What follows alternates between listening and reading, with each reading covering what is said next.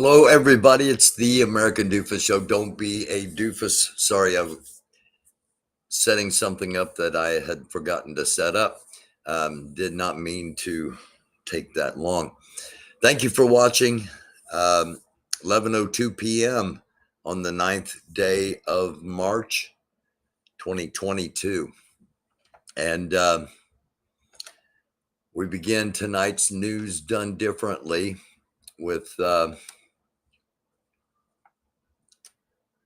with a reminder of the 4 rules of propaganda, according to Joseph Goebbels, the Reich Minister for Public Enlightenment, was known as propaganda in Nazi Germany. If you tell a lie big enough and keep repeating it, people will eventually come to believe it.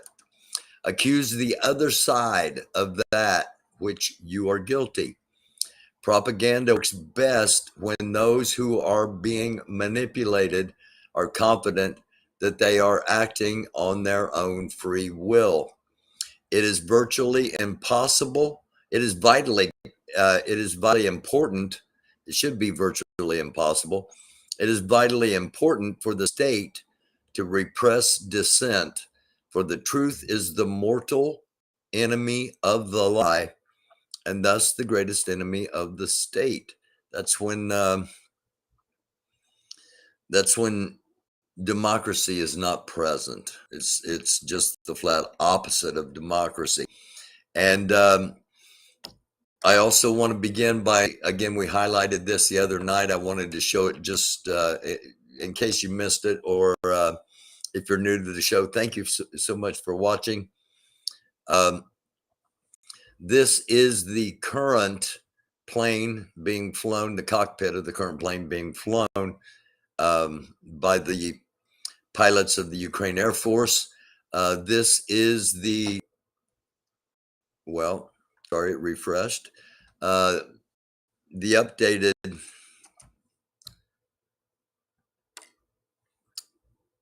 hang on for just a second, let me get down there. As we're looking at it, the left side is the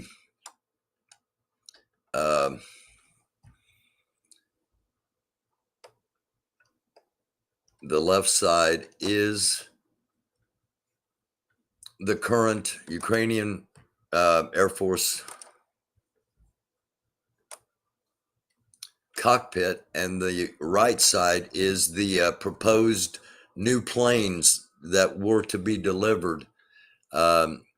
And you can see there are some similarities, but as far as things being exactly where they are, cockpit for cockpit, it's going to take some time to adjust to this cockpit. So the sooner the deal would get done, the better off things would be. And again, I'm going to keep saying that it should have been done totally differently than how this all played out. It should be done already, should have been done behind closed doors, in the dead of night, so to speak. And if you got to use Ukrainian farmers with John Deere tractors to pull them across so that they're not detected by air, so be it. Those Ukrainian farmers seem to be pretty resourceful. I wanted to touch on this to begin tonight's episode as well. 20%, we did this earlier, but just as a reminder and just to reinforce how critical each and every day is, 26% of wars like we are seeing now between Russia and Ukraine end in less than 30 days. Okay. 25% end in less than a year. Most that end within a month only last 8 days. Okay, so we're pretty much out of the 25% area there. When they last longer than a year, they tend to last more than a decade. So the longer this goes, the more probability based upon past numbers. The longer this goes, the longer it is going to go. And showed this again. Showed this earlier. Ended last episode with it. and wanted to show it here at the beginning again for those of you that might have missed it. This lone traveler is a lone soldier most of the time, or much of the time, I will say. Sometimes they'll have spotters with them, and they'll have groups. But this is one of, if not the world's best snipers, and he has just arrived in Ukraine. French Canadian, known only as Walla, WALI, from the Royal Canadian 22nd Regiment, and made his reputation in Afghanistan, Syria, and Iraq for long-range shooting. I talked earlier about these vehicles, and someone emailed me and said, "Are you sure you're not getting punked?" Yeah,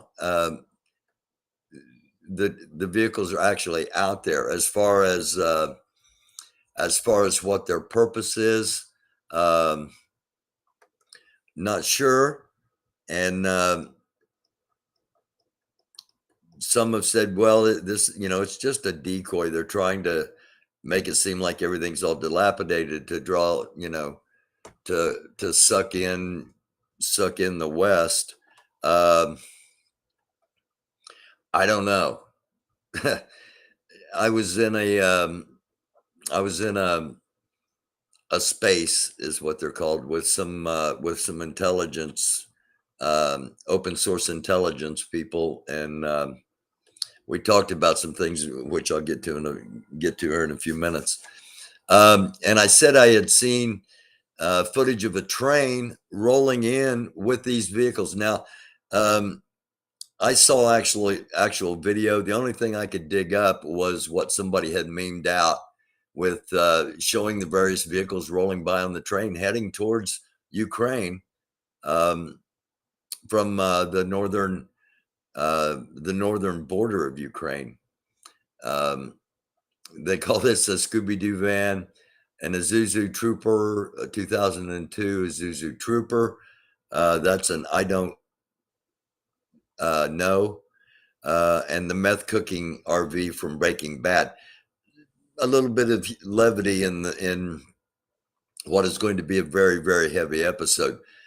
So I'm not sure what is up. And the thing is, nobody's really sure what's up, because none of this is going in any way, shape, or form how you would expect things to go. And a lot of people, including myself, are trying to justify it by saying, well, Putin's, they're doing this, and I'm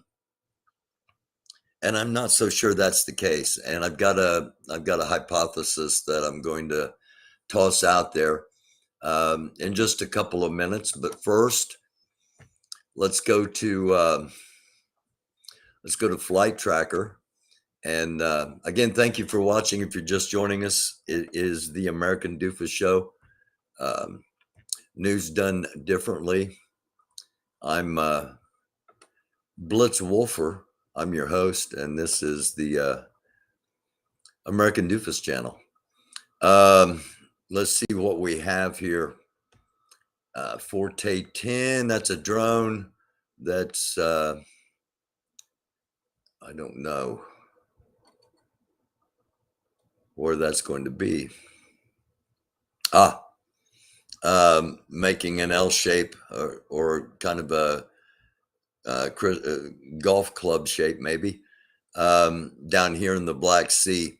Again, the Russian Navy had pulled in fairly close to the coast of Odessa, and they were expecting a bombing and a naval invasion, and instead they sucked in one of their ships too close. One of their ships got in too close, and the Ukrainians basically sunk the ship with missile strikes from shore. The intelligence we got last night, or I think it was last night. It may have been the night. No, it was last night or yesterday afternoon. Anyway, it was ahead of everybody else because I got it from the ground that the ships have gone back to this port back here in Crimea. The battle ships, the fighting ships. There's still reconnaissance ships up in here gathering intelligence, and it's assumed there are submarines in the area as well. So let's see who else is in the air. This is France.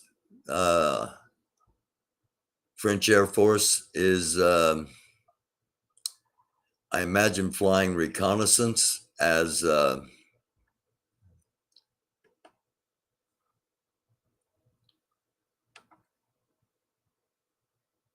okay, that's a passenger.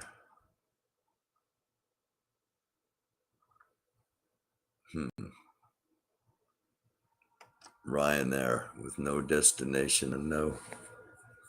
Okay, so eyes in the sky with Forte 10 down here. We hadn't, and Forte 10, for those that don't know, I'm talking like everybody watches every night, and I apologize for that.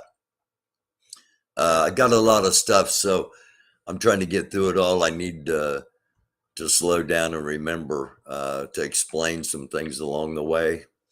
It's a global hawk, as you see right over here. That's how we know it's a drone. And I just because I saw the call signs, I knew it was a drone. And I like to try to explain things as we go along, if possible. So that's what's happening with Flight Tracker right now. I mentioned that I was in a space with some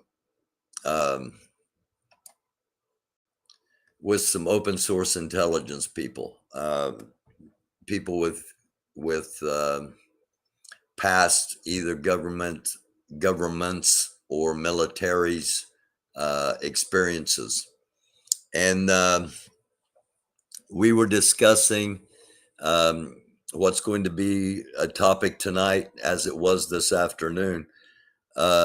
We were discussing the probability of whether there would be biological, chemical, or nuclear weapons used. And the question was raised after it was pointed out.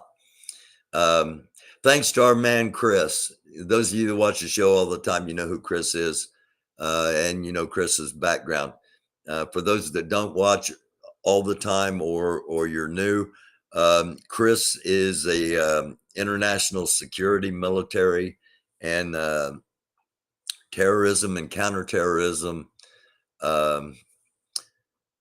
expert.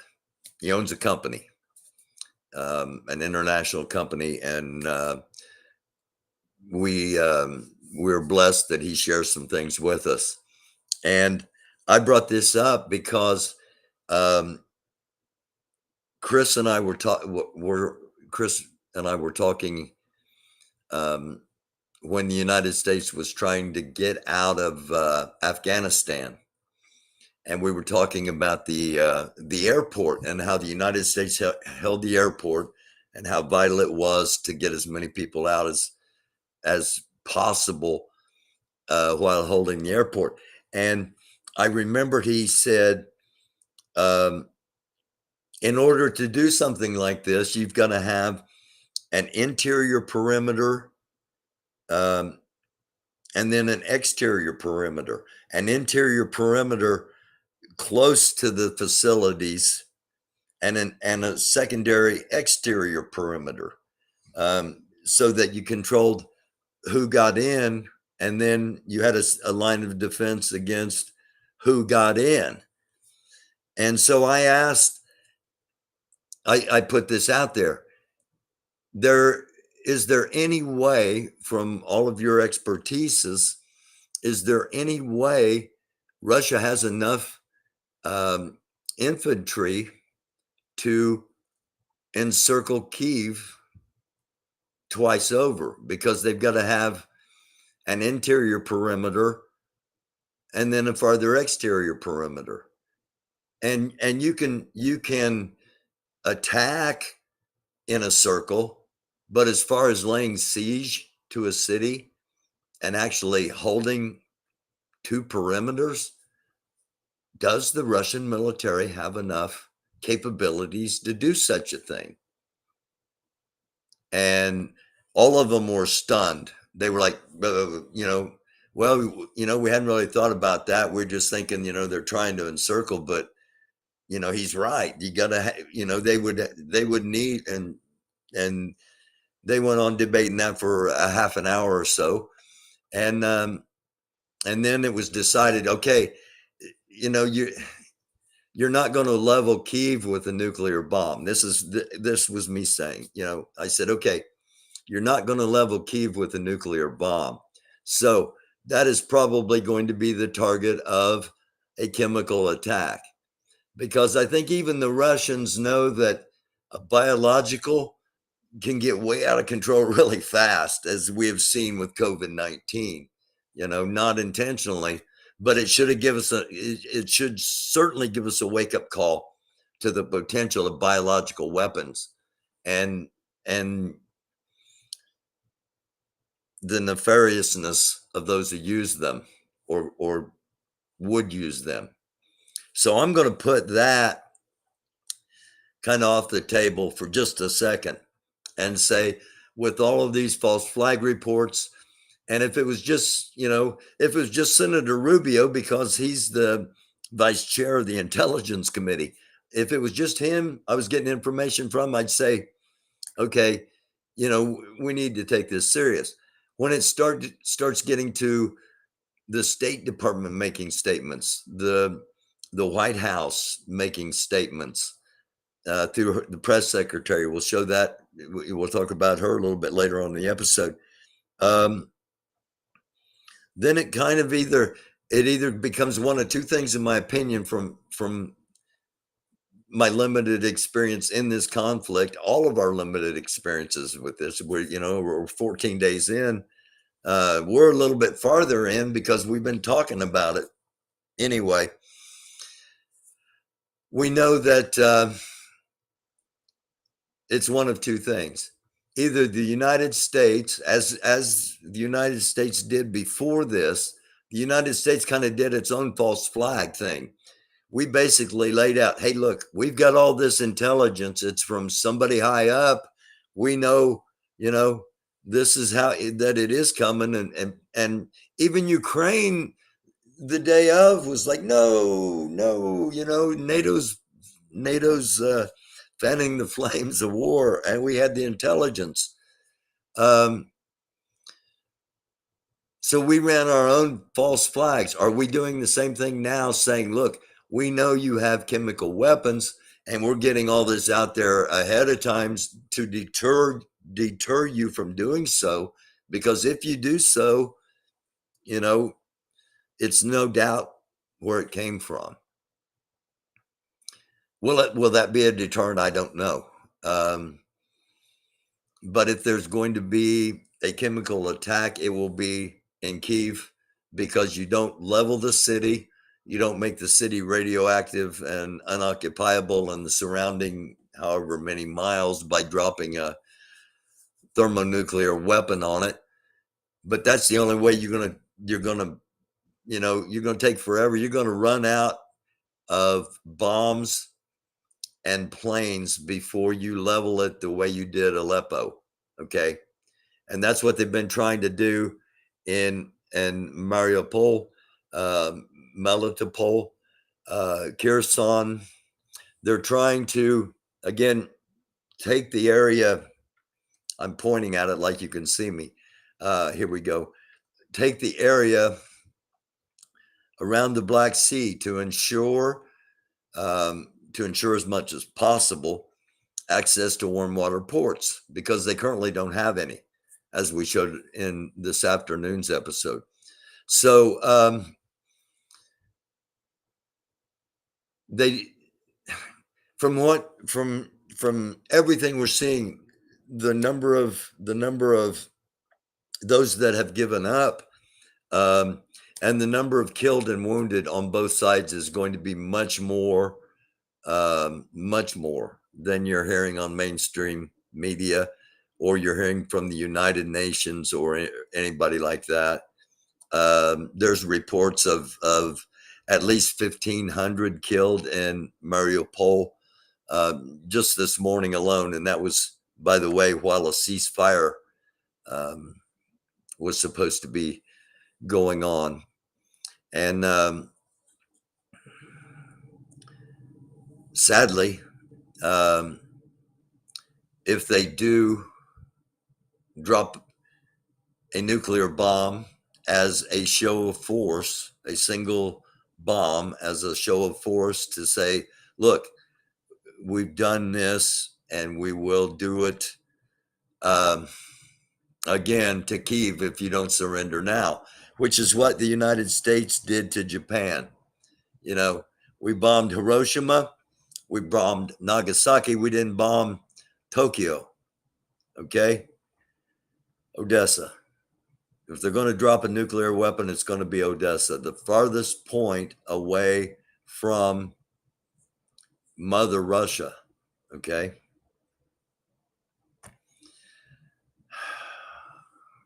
God forbid that ever happen.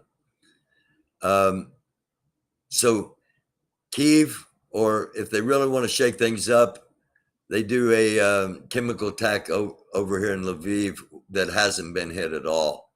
And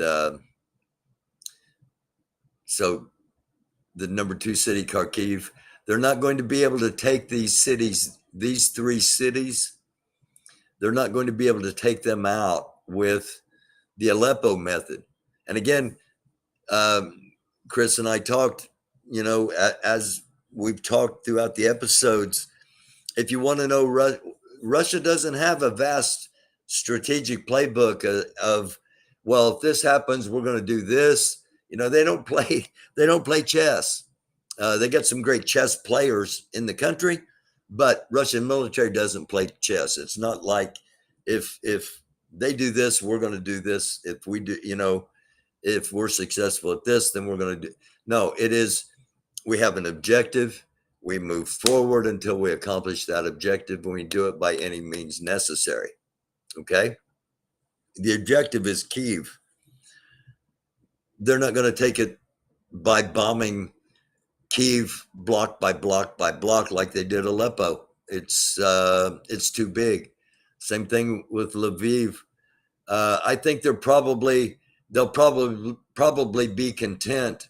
Russia would probably be content with splitting it right down the river, especially if Odessa is glowing from radiation.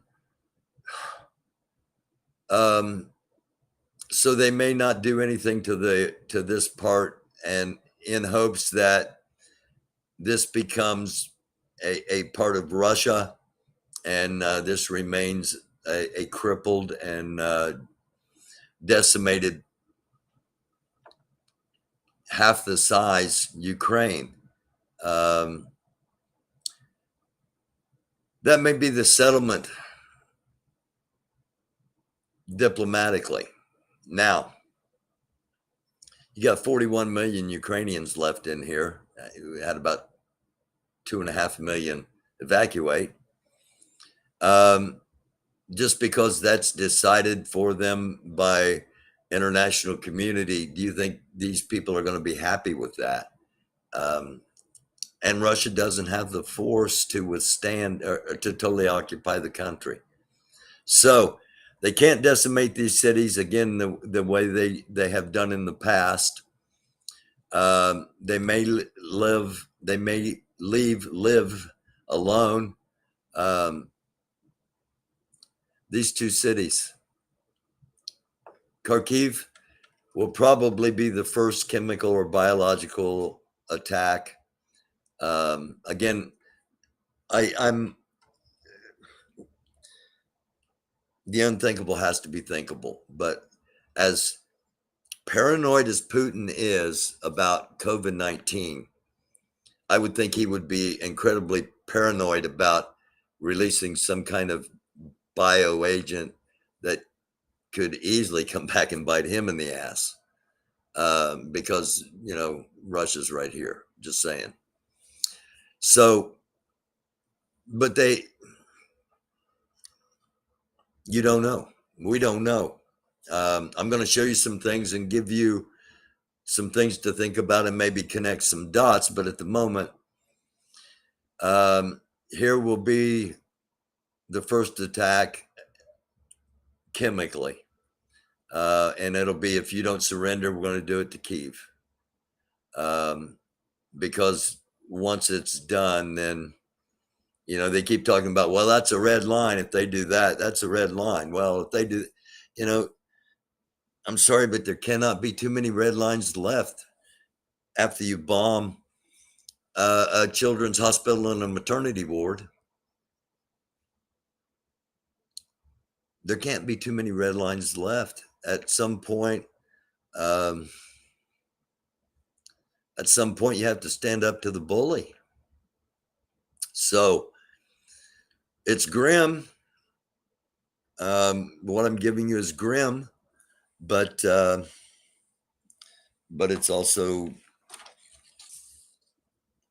my analysis of where things are at the moment.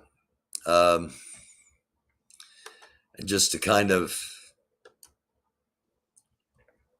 play off of that. Andrei Kozyrev was Russia's foreign minister from 1991 to 1996 under President Yeltsin, the first person to serve in that role in that post-Soviet era.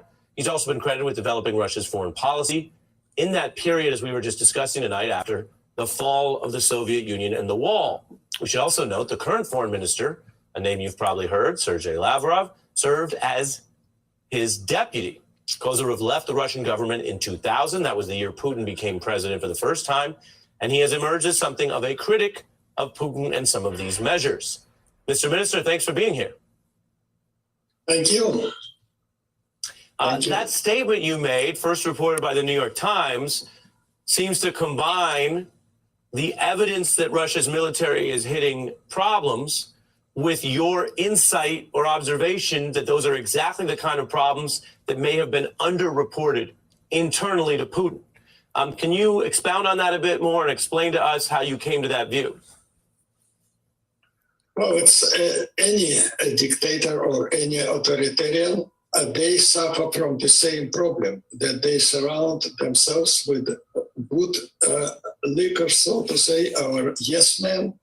And those yes men, they are afraid just to report. And I met with those circumstances when I was foreign minister, for instance, in Iraq, Saddam Hussein, or in many other places. And in the Soviet Union, it was like that. I served in the Soviet foreign ministry. I am a career diplomat. And that was exactly like that. Nobody reported the truth. So he probably believed that there is no Ukrainian nation and that he has overwhelming power, overwhelming army, which cannot be, because look at the situation in Russia and the Russian economy. Russian economy has been stagnated for the last 10 years, if not declining. And the corruption is overwhelming inside Russia. So how could the military be totally separate from that? There could not be a military like United States, in a corrupt state. So it's just nothing, not a rocket science to know that. Yeah, you put it like that it's, you say not rocket science, a common phrase that if everything else is in decline, why would the military be an exception? And if crony capitalism and oligarchs and cronyism is how part of the economy and the society runs, why would the military be exempt from that? I want to play a little bit of Putin. This was in an older interview. This is before the invasion, but goes to the mindset that you may. Okay. Again, you can find all of that on MSNBC. This guy's probably got as good an insight into Putin's head as anybody. And it definitely gives us something to think about. I want to take a second and play this after what we just saw from MSNBC and them talking about the yes man factor, and maybe the fact that just like Hitler in World War II, nobody would tell him how bad things were. Okay. Just something we have to consider. Таким образом, согласился бы с предложением Николая Платоновича о том, что нашим... Let me run this back because obviously we need closed captioning for interpretation. Таким образом, согласился бы с предложением Николая Платоновича о том, что нашим, так сказать, западным партнерам можно дать последний шанс с тем, чтобы предложить им в кратчайшие сроки заставить Киев пойти на мир и выполнить Минские соглашения. В противном случае мы должны принять то решение, о котором сегодня говорится. Значит, в противном случае вы предлагаете начать переговорный процесс? Нет, я... Или признавать суверенитет. А я Говорите прямо. Я поддержу предложение о признании. Поддержу или поддерживаю? Говорите прямо. Поддерживаю предложение. Okay. Is this person right here? Is he fearful? And is he getting bullied? Донецкой и Луганской народных республик в состав Российской Федерации. Мы об этом не говорим, мы этого не обсуждаем. Мы говорим о признании их независимости или нет. Да. Я поддерживаю предложение о признании независимости. Хорошо, пожалуйста, садитесь. Спасибо. Владимир Александрович.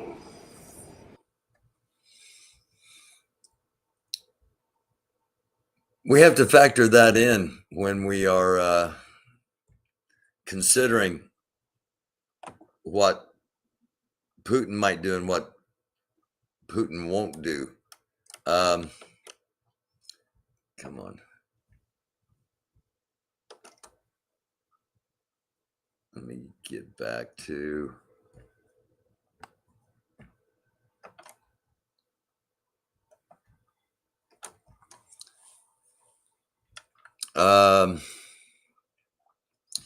get back to this. Been hearing talk about the biolabs. It's one of my favorite sources to share. Fox News.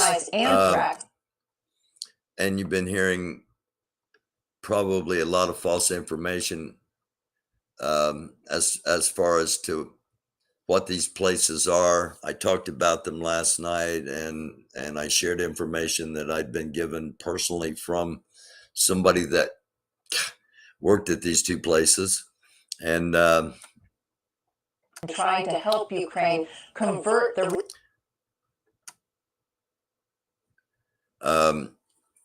Russia is saying that the U.S. has biolabs, and they're making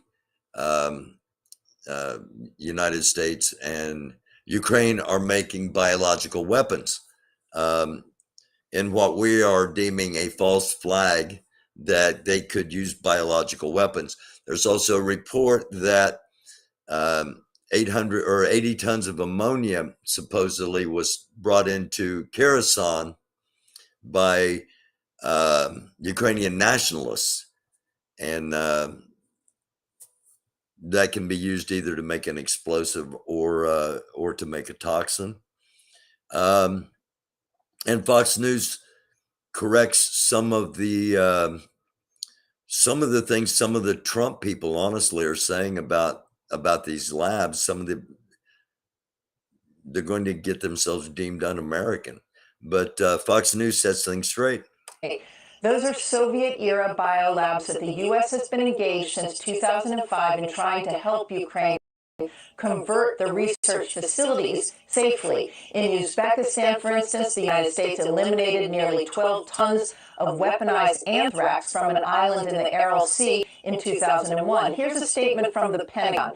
Quote, on a daily basis, Russia propagates either directly through state-run media outlets or through the use of surrogates, disinformation aimed at BTRPs, the U.S. Biothreat Reduction Program's laboratory, and capacity-building efforts in former Soviet Union countries. The Lugar Center in Georgia and the Central Reference Laboratory in Kazakhstan are the primary targets, but more recent disinformation efforts have targeted laboratories in Ukraine.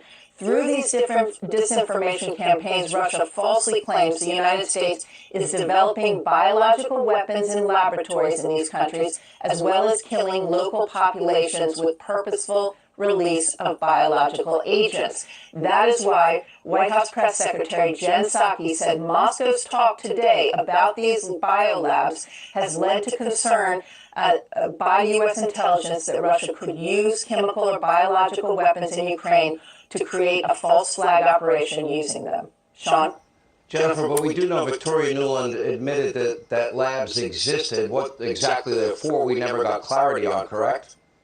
Well, we do have clarity. I have a fact sheet. That's what I was just reading from here at the Pentagon. And it is a long program that has existed where the Pentagon has partnered with these biolabs. These were Soviet-era labs that, remember the Nunn-Lugar bill and trying to deal with proliferation when the Soviet Union ended? Former senator from right here in Indiana. Effort to try and clean up those Soviet-era labs and make sure that nothing escapes from those labs. And so Fox News telling the truth. Sean Hannity, his Trump Putin anonism is peeking out. So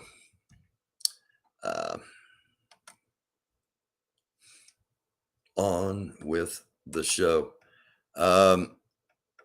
Ukraine's national security advisor states that Russia has fired 8 generals for their failures in the Russian war of aggression on Ukraine. And why does that matter?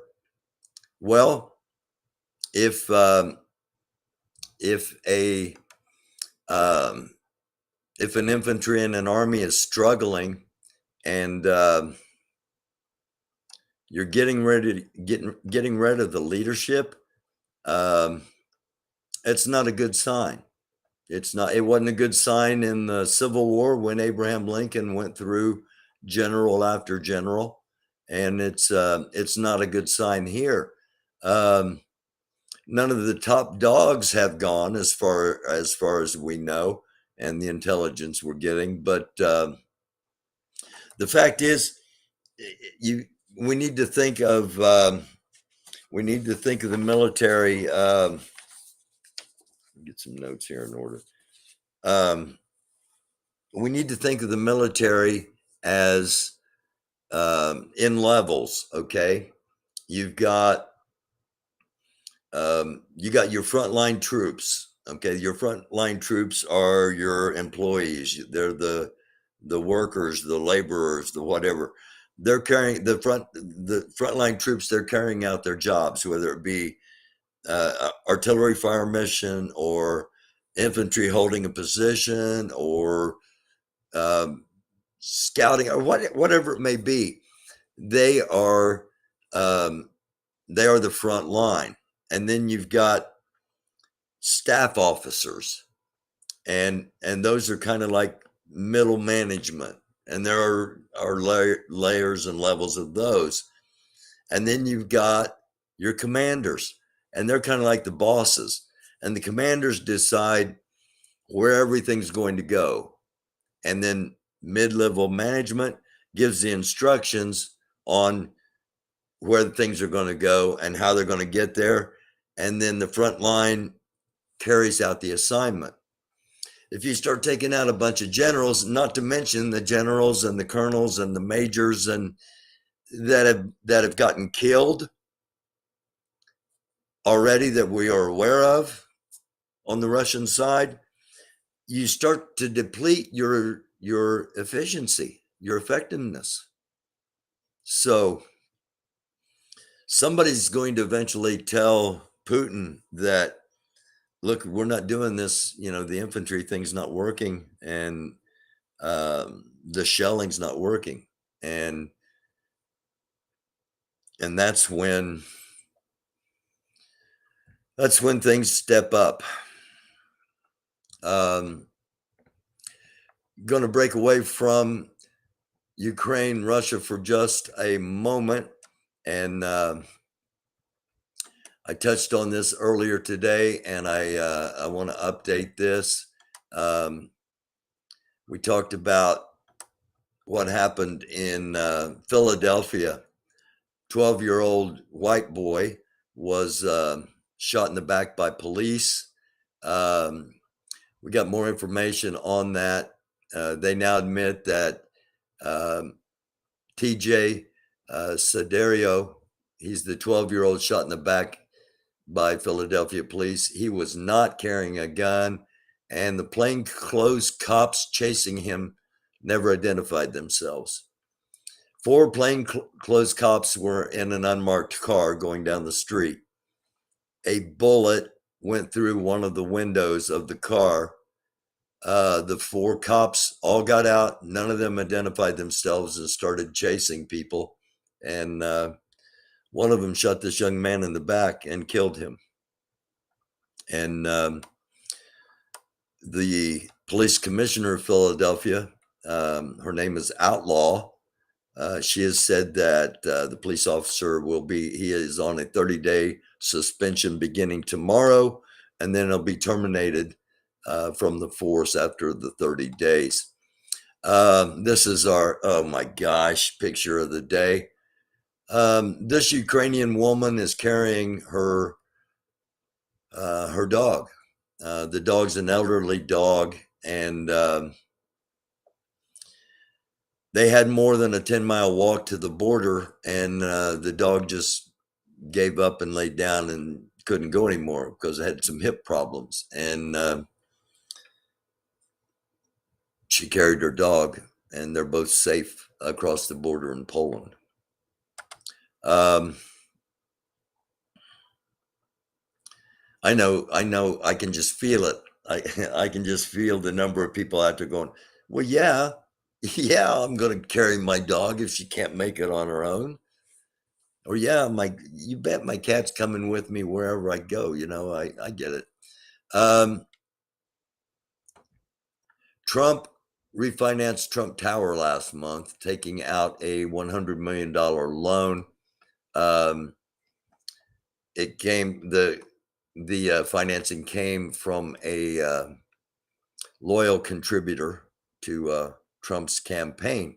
And just remember this, because in a short amount of time, you may find out that loyal contributor ends up getting bit in the butt.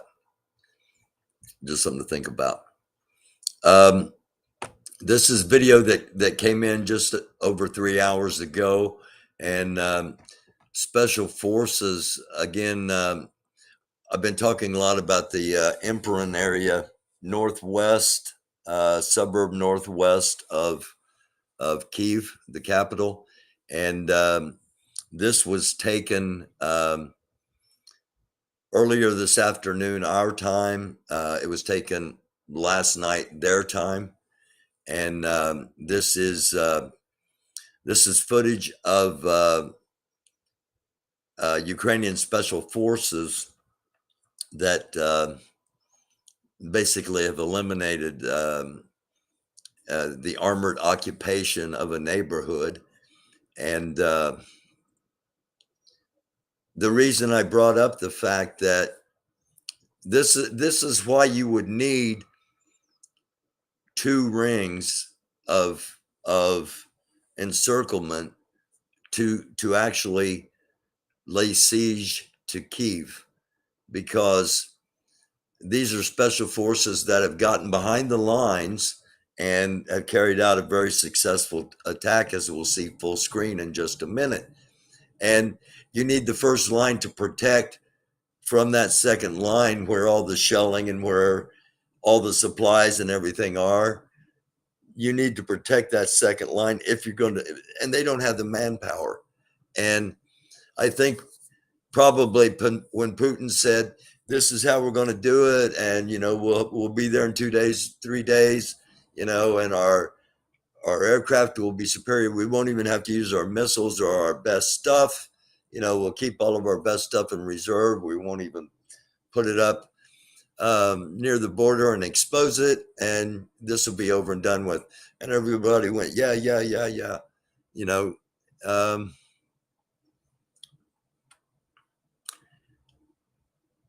I don't know. I can see that happening. I'm not telling you to see that happen. I'm just giving you things to think about.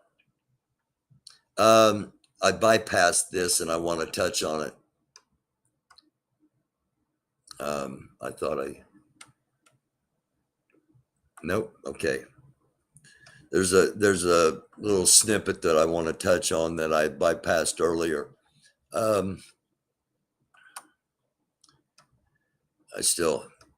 That just good on you, girl. Here we go. And again, this is the aftermath of a Ukrainian special forces.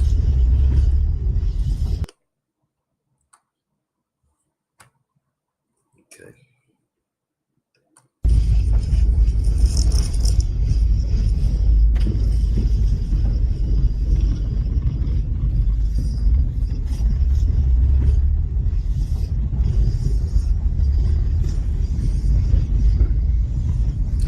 From the debris, the destruction the community's already taken.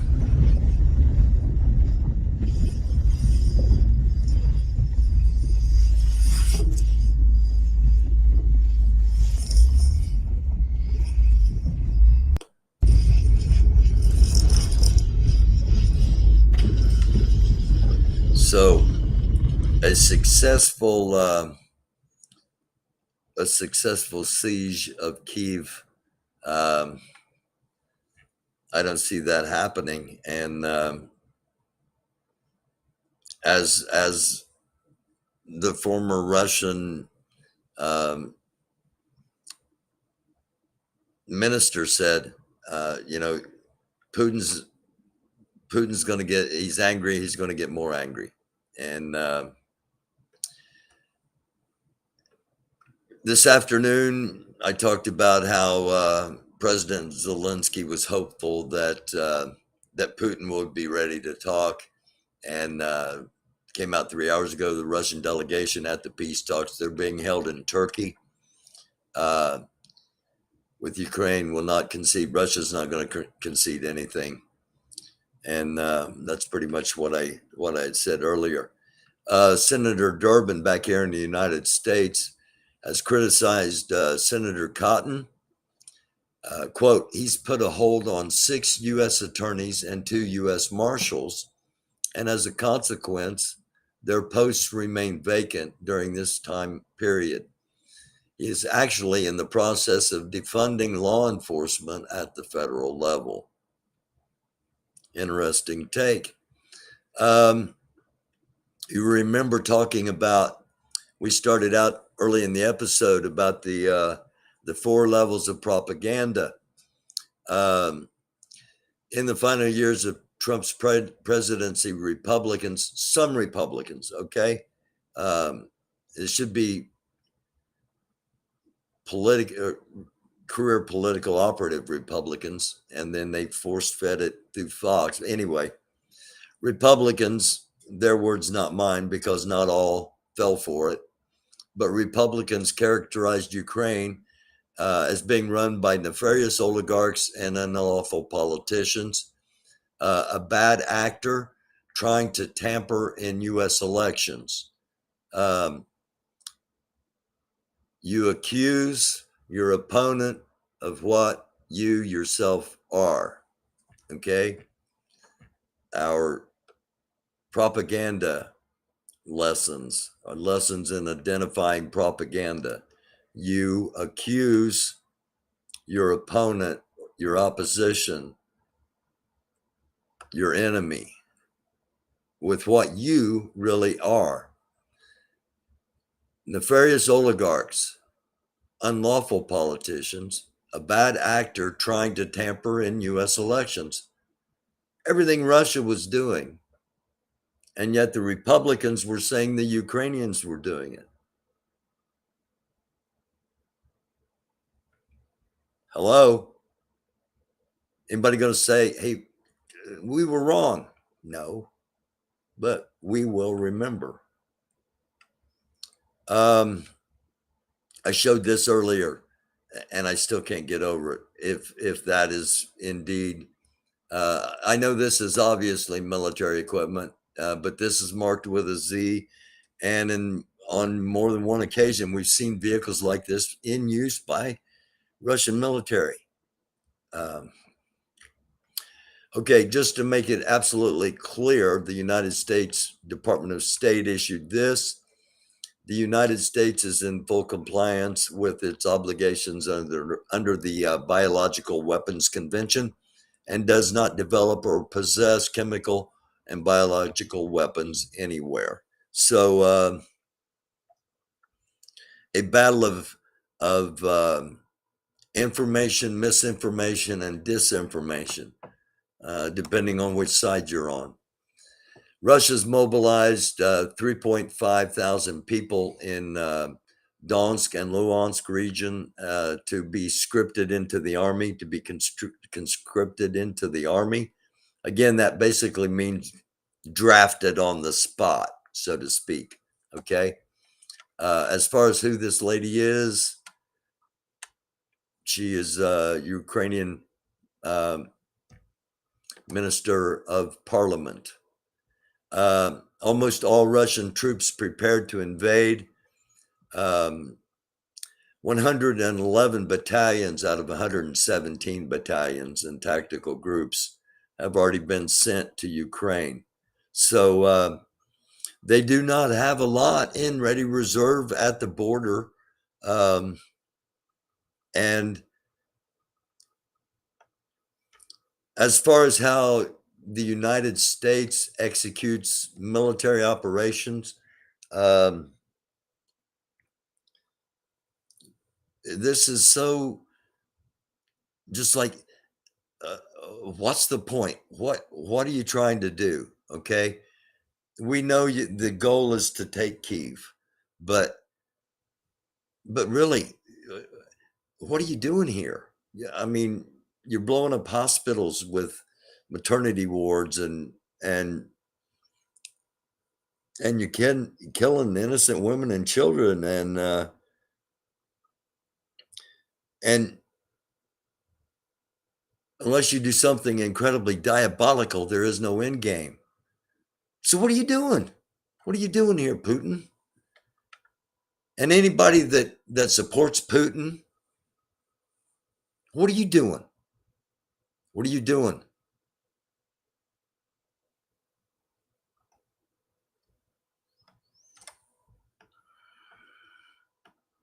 This, again, military intelligence said yesterday they saw no signs of any troop movements or reinforcements. And for 2 days, we've been showing you videos like this one right here. This is a whoa. We don't need copyright violations. This is an infantry column supported by artillery as you see artillery and tanks begin to roll by. And they're coming up from Crimea, headed towards Ukraine. So I don't know. I'm not sure what, what Department of Defense intelligence, maybe they're just, maybe it's their own false flag operation that they're just making it seem like they really don't know what's going on. The U.S. Army established 2 Patriot missile batteries in Poland this afternoon. I was in a totally different space talking with people about flight tracker and about the radar. And I said, this plane right here, we have never seen this before.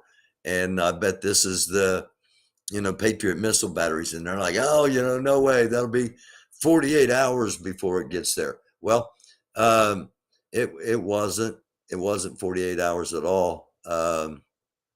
They got them there right away. They got them there rapidly. And as you can see, they are ready to roll. Again, back here in the United States, Bank of America has apologized to the director of the movie Black Panther, Ryan Coogler, after assuming he was trying to rob a branch in Atlanta. He was briefly handcuffed by the police while trying to withdraw money in January. Trying to withdraw money. He was trying to withdraw $12,000 and had way more than that available to him, but he was trying to withdraw $12,000, and some employees, because the amount of time it was taking, assumed he was robbing the bank. It's something to think about. How Congress supersized Biden's Ukraine aid package. You remember Biden was going to send a $1.3 billion aid to Ukraine. Well, lawmakers unveiled a $13.6 billion Ukraine aid package this afternoon. So anytime you hear, well, there's really not enough money to do that, seems like there's always enough money to do something. Just saying. This will get, I would almost bet, well, I don't have a lot to bet. This is going to get challenged in federal court because the U.S. Constitution guarantees free and fair elections. And this is an intimidation tactic. And again, remember what we talked about. Accuse others of what you are going to do. And they're concerned about stealing elections. So you have a bunch of specially appointed election police to help you steal the election,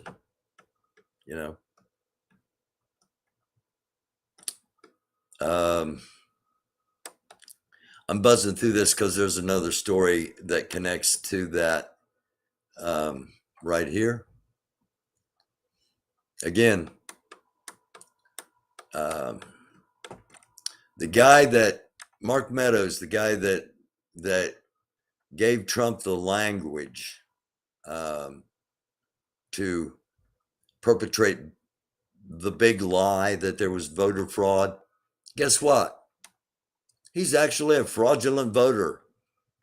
He's currently registered to vote in both Virginia and North Carolina. And indeed, it's reported he voted in both places in the last election.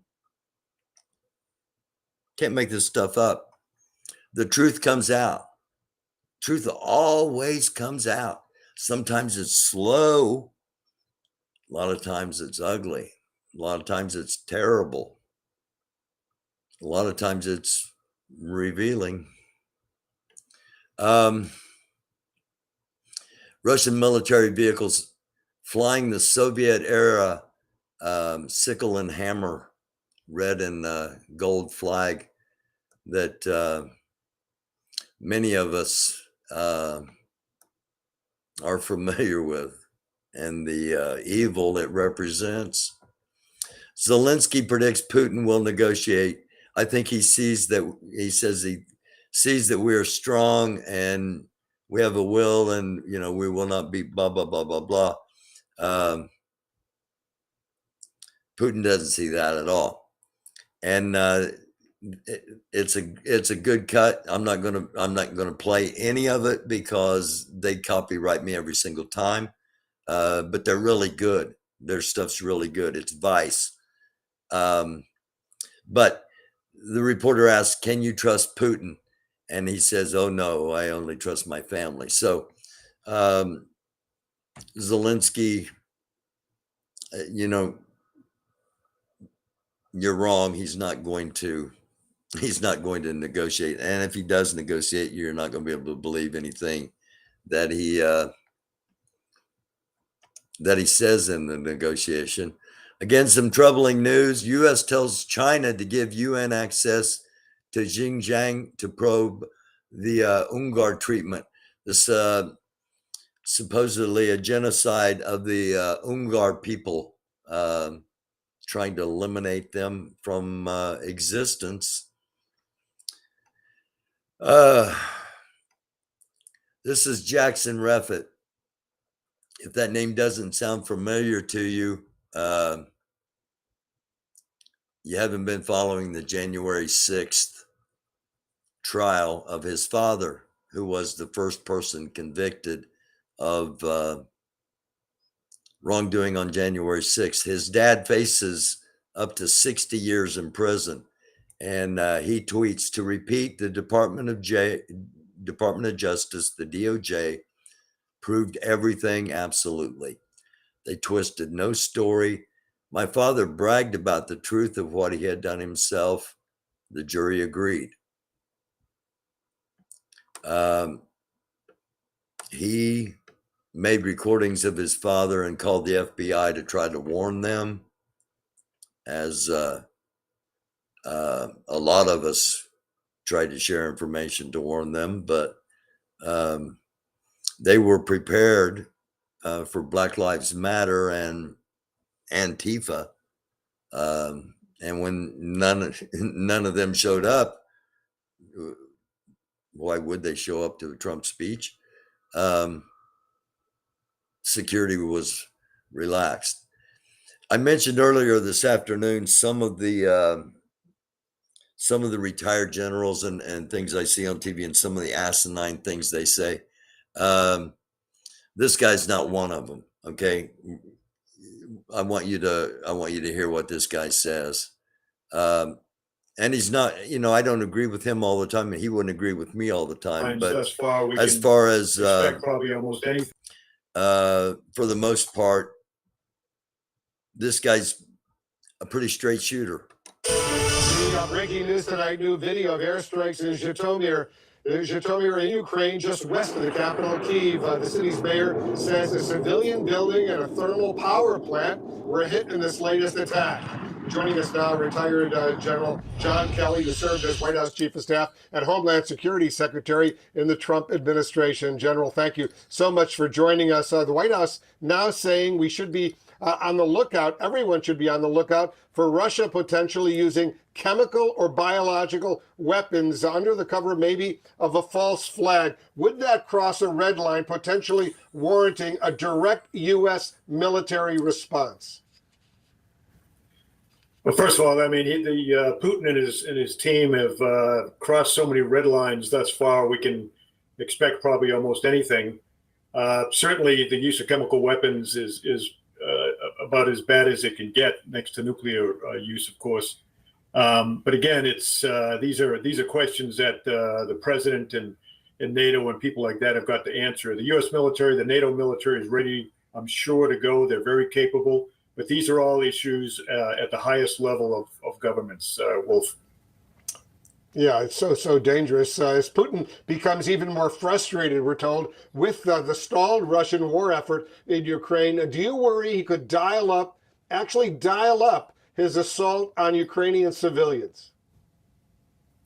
Well, I mean, it seems like he's already done that from day one. When you do this kind of war planning, a responsible military avoids civilian casualties. And when you're doing your fire support planning, things like that, you actually put red zones over hospitals and orphanages and churches and power plants, particularly nuclear power plants. So it seems to me that with all of these places being hit day in and day out, there's no doubt in my mind it's being done intentionally. And of course, the Russians have always fought and done their business without real regard for destruction and the loss of civilian life. As you know, President Zelensky understandably continues to plead with NATO to establish a no-fly zone over Ukraine. The allies say that is not on the table, but some experts actually believe a so-called limited no-fly zone protecting only humanitarian corridors, for example, could be a solution. What do you think, General?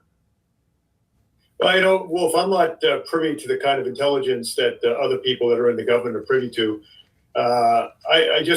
I sympathize, to say the least, with the Ukrainians. We should do everything we can to help support them, and they're so brave and so exceptional in what they're doing and how they're defending themselves. But the last thing we want this thing to do. Okay. Go catch the rest of it on CNN if you so desire. That was John Kelly, General John Kelly, the former chief of staff of the Trump administration. And again, never agreed with him on everything. But as far as the Trump administration went, he was about as straight a shooter as they had. It wasn't a hurricane or a heat wave that knocked out power to thousands of customers in New Orleans Wednesday afternoon. An unknown bird damaged an electrical substation affecting nearly 10,000 utility customers. I only bring this up to remind us all how vulnerable our infrastructure really is. We had a pretty good map in that last segment from CNN. This is a much more detailed, a better map. Screenshot this if you want. It basically shows where the Russians' path of advancement, major advancements have been. And it shows the nuclear plants. It shows where there's been marine,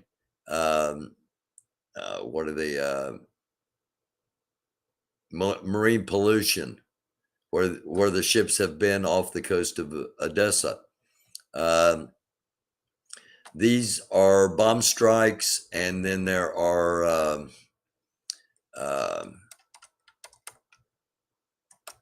utility plant strikes, and these are established bases. So as you can see, Russia has not been able to do what I think they planned on doing. And again, the longer it goes, the longer it's more likely to go, as we showed early on in this episode. This I want to show you just because there's a lot of talk about Syrian fighters going into Russia. And as we do with everything, we tend to be monolithic in our thinking and think every Syrian is, every Syrian is a terrorist, nationalist supporter of Assad and wants to just kill anybody and everybody that doesn't think like them. And this is just a brief reminder that that's not the case. Abu Ahmad is a Syrian rebel fighter. As he follows the news from Ukraine, he is reminded of the pivotal role Moscow played in turning the tide of the conflict in favor of President Bashar al-Assad. Ahmad and his group held out for years against government forces in eastern Ghouta until Russian air power came to Assad's aid in 2015. The aggressive Russian campaign that was held against us has tipped the scales in favor of the enemy. They followed a scorched the earth policy. Eastern Ghouta, on the outskirts of Damascus, suffered the... Okay.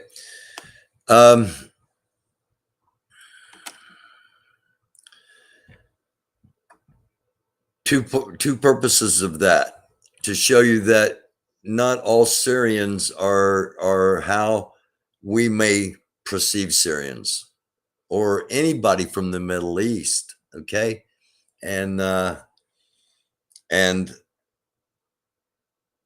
it's going to be harder for some people to ever break those barriers down, depending on how things play out over the next few months.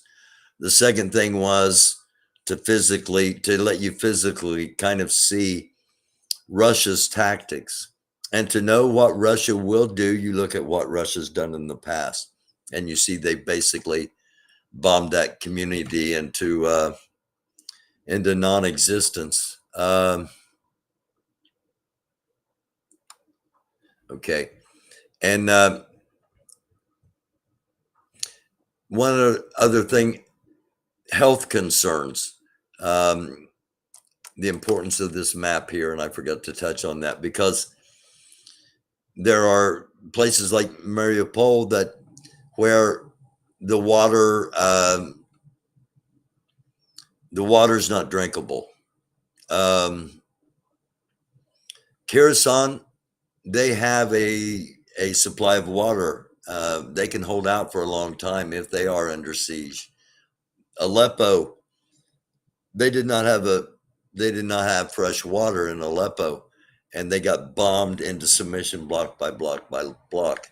Again, we talked about this earlier. I'm just kind of reinforcing it, that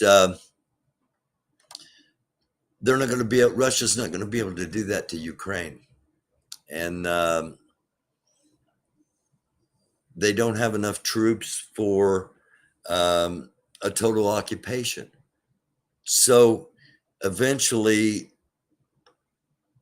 the more options that are taken off the table from them, the more likely that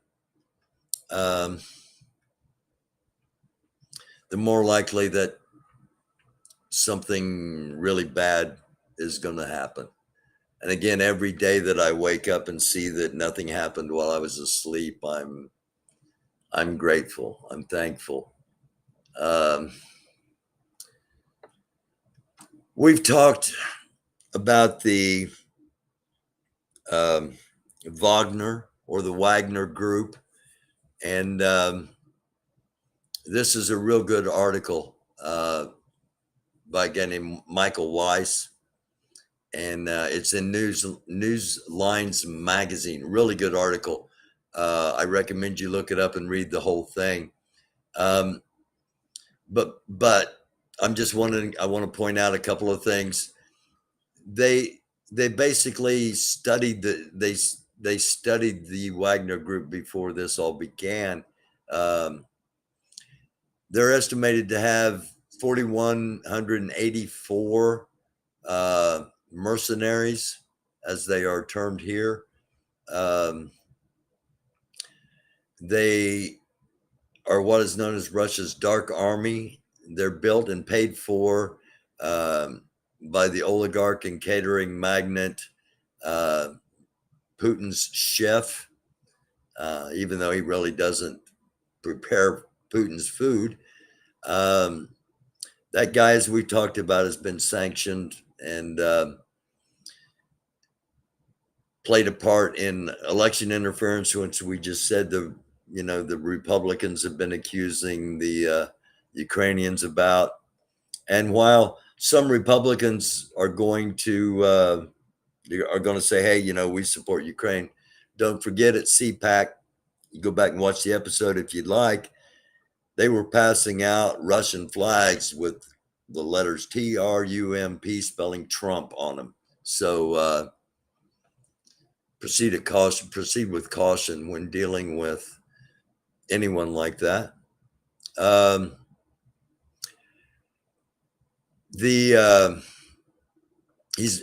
most recently they've been charged with influence peddling in the Central African Republic. Now we come down just a little bit. Wagner's mercenaries have been fighting on the side of the separatists in eastern Ukraine, propping up Bashar al-Assad's dictatorship in Syria and backing the warlord General Khalifa Haftar in Libya, as well as fighting anti-government rebels in the Central African Republic, CAR. They have also been deployed to Sudan, initially to support of some ousted dictator, Omar al-Bashir, and in Mozambique, where they mounted a disastrous and swiftly abandoned offensive against Islamic insurgents. Again, Chris and I talked about all of this stuff. The Wagner Group is responsible for serious human rights abuses in Ukraine, Syria, Libya, Central African Republic, Sudan, and Mozambique, including torture and extrajudicial summary of arbitrary executions and killings. Wagner is closely intertwined with the subordinate to the Russian Minister of Defense. U.S. Treasury Department's Office of Foreign Assets Control says Sanctions Reinforcement Agency has designated Wagner as a proxy force of the ministry, the Russian Ministry of Defense. So any punitive damages that may come from what the Russian army does, in this case, the Wagner Group seems to be, according to the Treasury Department, in line to be susceptible to the exact same thing. So one quick look to make sure I have this, that there's nothing that has just popped up. And there is nothing. Wait a minute. Okay.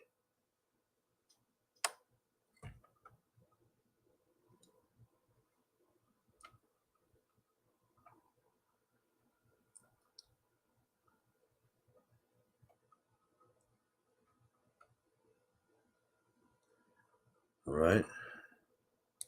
Okay. We're good.